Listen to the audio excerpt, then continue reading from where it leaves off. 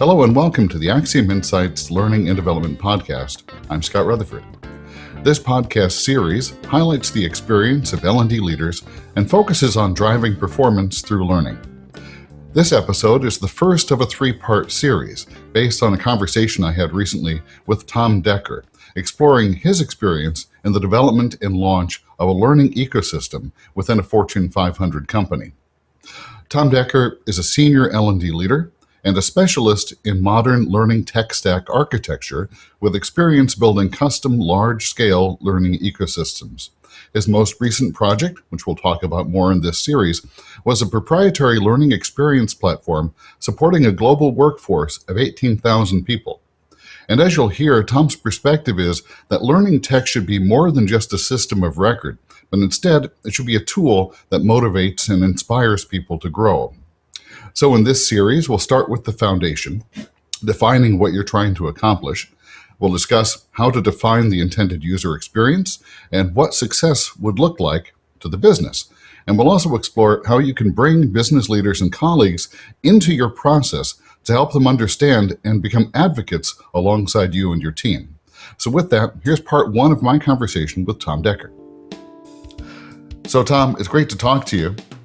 Wanted to really mine your expertise in this conversation because you have been there and built it when we talk about learning tech and building a learning ecosystem. If we're talking about an integrated learning ecosystem, what is that and what does that mean for both the L&D leader and for the learner in the organization? Yeah, it's a great question. I think when I first started exploring the idea of modernizing our tech stack, I thought of the ecosystem in three different components, and that is the people and the resources and the technology. And the people being everybody that's part of the organization, whether you're in the role of the learner, whether you're in the role of the leader or senior executive leadership, HR, everybody plays a role within that ecosystem. And so understanding what those roles are. The resources are essentially where your content comes from. Could be repositories, they could be internal, they could be purchased vendor content libraries. Those are all your resources in the ecosystem that we had defined and built. At my previous company, our LMS was actually in the category of a resource because it stored and housed all of the content along with other SharePoint repositories as well. And then the technology are all of the different tools and components that kind of bring everything together. In our ecosystem, we defined a central learning experience platform as a key component of our technology, but we also had survey tools that we had built, assessment tools, you have community forum types of resources, and all of these serve a purpose within the learning lifecycle, and so those all made up the different components of the technology. In practice, what does this mean for? I'll separate the learner and then the leader in the organization kind of go together. But for the learner, that is a unique experience that I think a lot go without, and that is centralizing that experience into a single point of contact. Having everything in all of the different tools and resources that I have access to, I can access them all in one place. Right. So for the learner, that's an experience like they're not used to getting in most ecosystems today. For the L&D leader, for the business leader in the organization, what this means is you have the opportunity to centralize your data, which is enormous, right? And when you think about the impact on performance outcomes and the impact of learning and how it translates into performance outcomes, you now have some information that can provide you some insight and value into what's actually happening. And so with a modern ecosystem, you can not only centralize the experience up front, but you can centralize everything that's happening through it and translating into a data point which you can use to measure. So I think those are the big impacts for those different groups. Right. And so our conversation today is kind of broken into, sort of three parts, and we'll walk through. I wanted to start talking about strategy and talking about the end state and the goal, which is what we're just talking about now, Mm-hmm. is a big part of defining the strategy. You have to know what the desired objective is. We'll talk about building and launching an ecosystem in a second, but so if we've defined the objective, we want to have a single experience for our learners. We want to have a single repository and a single data experience, I guess, for the Mm-hmm. organization learning leader, so we can Mm-hmm. understand what's working and what's not, and manage it more effectively. Most of us are not going to walk into any organization and have that presented to us. I mean, it would Right. be lovely if that happened, but that's not the Mm-hmm. reality. Yeah. So most of us are going to be starting from a slightly more haphazard collection of tools, Mm-hmm. and I've heard some folks say, well, we have a learning ecosystem. It's Teams and it's an LMS. And Mm-hmm. what's the difference in your perspective between a collection of tools and a learning ecosystem? Yeah. Is it just integration, or how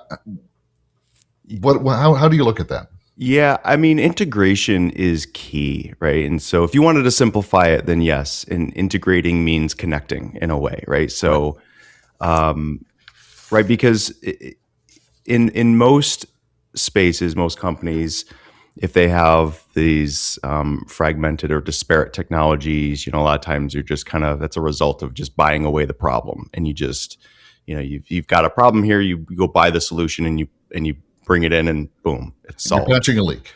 Exactly, at 100%. And the next step, right, building a coherent ecosystem is the connection of those for the very front and for the very back, which we just talked about. The user experience, seamless, easier, access to more, and then all of the data flows into one place as well. And that's, I'll probably spend a lot of time talking about the back end component and the data, because you could mishmash a user experience using SharePoint tools and things like you can somewhat recreate an experience of sorts, but if you don't have the data all flowing through, say, a learning record store, you're missing the story. You're missing a lot of the key components to really help the businesses understand what's working, what's not working. So I think, when you think about the fragmented space versus the coherent connected space, it is connection for the front end and for all of that data, having that in one place, showing that there's content being consumed. There are results here that we all have access to in one uniform dashboard. Right, and so part of the strategy, obviously, is you're talking about building this ideal integrated state that doesn't come without labor and cost, Mm-hmm. direct cost, indirect cost. Mm-hmm. So as part of that, as a leader of a learning function, you've had experience then having to make your case to others in the organization for budget. How do you approach that conversation to help people understand where you want to take them? Yeah. So I had a unique scenario where the engineers already were in place and reported to me. And I think that's the challenge that most have to deal with, is they don't have that. And so therefore the case for money becomes a little bit different. Right. Now, I'd say your starting point, and we did this, was, some requests for information. Start doing some RFI work and understanding what technologies are out there.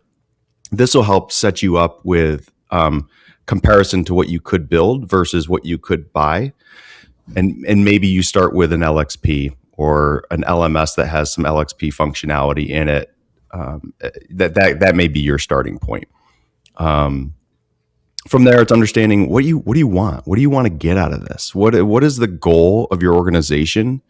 If it is to create a better learning experience for your employees, then you might be checking a lot of boxes on that LXP that you're not checking on the software solutions that you're doing RFIs with. The other thing is the cost, and so you can. Some of you folks that have been through an RFI process realize that there's a quite a variety in the dollar amounts for some of these products. And so, that you got to weigh that into your prioritization. That you get what you buy, right? You get what you pay for. And so a lot of these cheaper, less expensive over time software solutions, may not give you the personalization that you need. They may not just connect with you. You end up with a lot of workarounds. And that's a very common thing that I'm hearing from business leaders in the L&D space. I think the other thing that's hard to really wrap your head around is the long-term costs of buying a product versus building your own product. And it's hard to know how many integrations you're going to need down the road. It's hard to know, am I going to do 5 integrations with new vendors that I'm going to bring in 2027? That's going to end up costing you quite a bit of money that maybe you haven't factored into your RFI work. And so those are the things that you have to really think long-term about. If you know as an organization that flexibility is key and that you will continue to evolve, you will continue to bring in, new opportunities, new content, new vendor contracts. If you know you're going to do that, then the cost to doing it yourself might be a little bit, that might look a little bit better. In the situation where I got to build our own ecosystem, I will say it cost more. When you factor in the cost of the engineering team and everybody that's putting in the work and the effort, it costs more than just buying something off the shelf. But you get what you pay for. We knew that we had a product that was built deliberately and intentionally for our employees, and it met their needs better than any product that we had ever purchased over a decade. Multiple different iterations of LMSs and other types of products similar to that. Nobody could come close to what we had built ourselves. And so we knew that was worth the extra money that we would invest in taking control of our tech stack and our ecosystem in a way that our employees had never experienced before. In your scenario, you mentioned you had a team of engineers who were ready resources. So you're starting from a somewhat different foundation. But what I think one of the benefits of that approach is, building, again, assuming you have the engineering resources to help you build, is that as your business needs shift, because they always do over time, you have the ability to manage your own development roadmap, if you will. So you can tailor where you're investing your development resources to tweak your experience in the direction you want, rather than trying to influence a vendor who has their own roadmap and their own priorities. Absolutely. 100%. And I think also too, right, in now there's building this doesn't go without having to influence and maybe be persuasive of people within your organization. Yes, you are not subject to the roadmaps of a vendor, in which you may not be able to influence at all. But yes, we as the company, as the organization, own that roadmap, and we get to choose and prioritize what gets done and what gets built versus not. Right.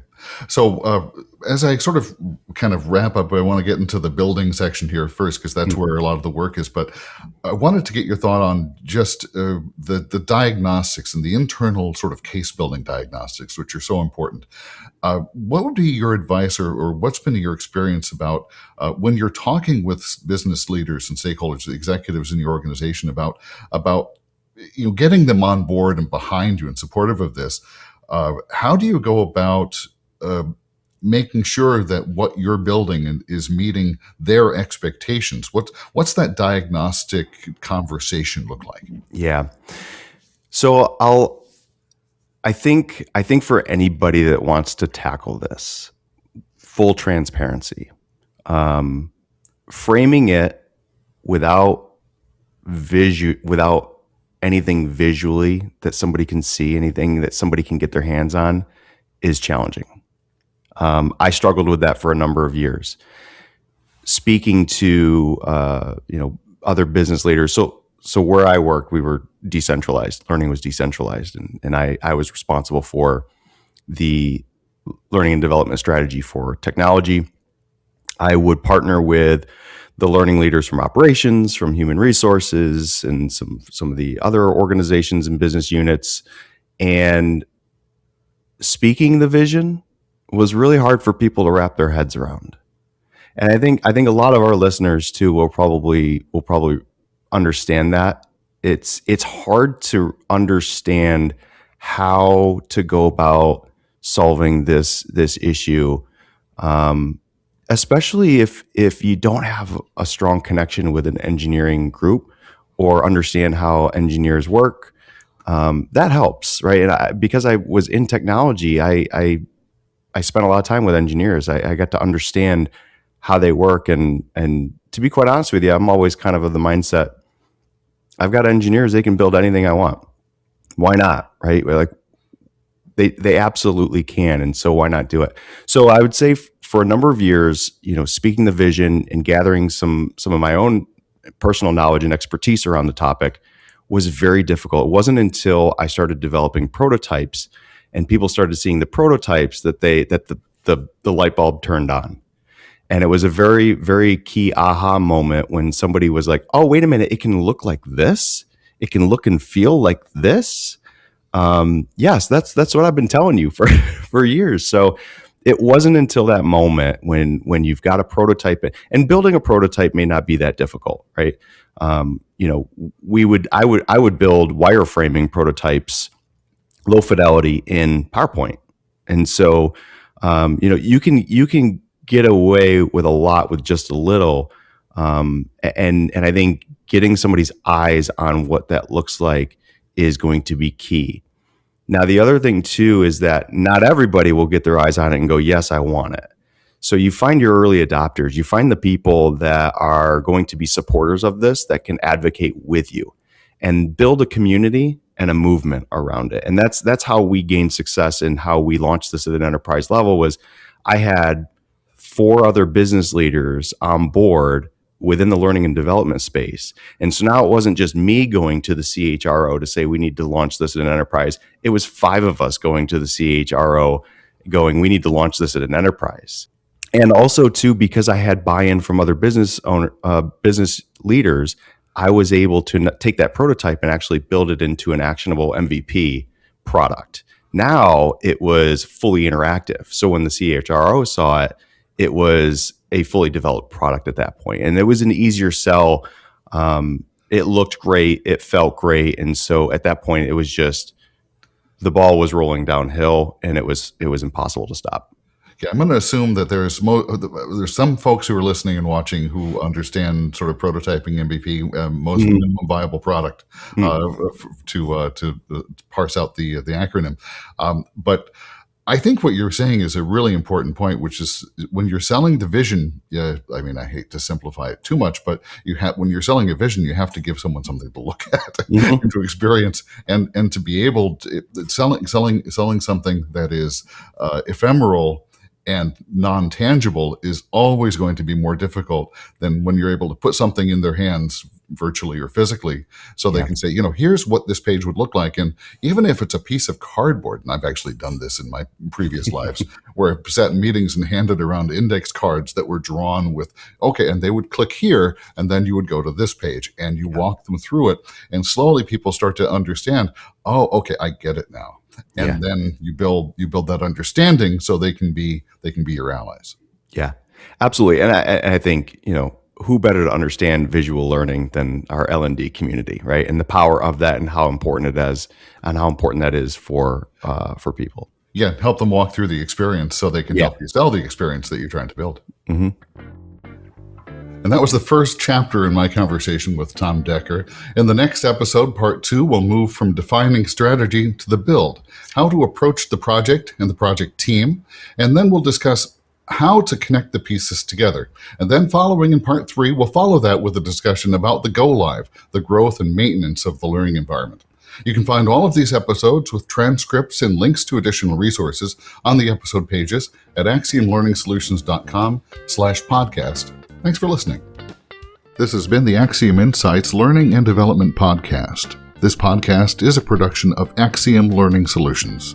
AXIOM is a learning and development services firm with a network of learning professionals in the U.S. and worldwide, supporting L&D teams with learning staff augmentation and project support for instructional design, content management, content creation, and more, including training delivery and facilitation, both in person and virtually.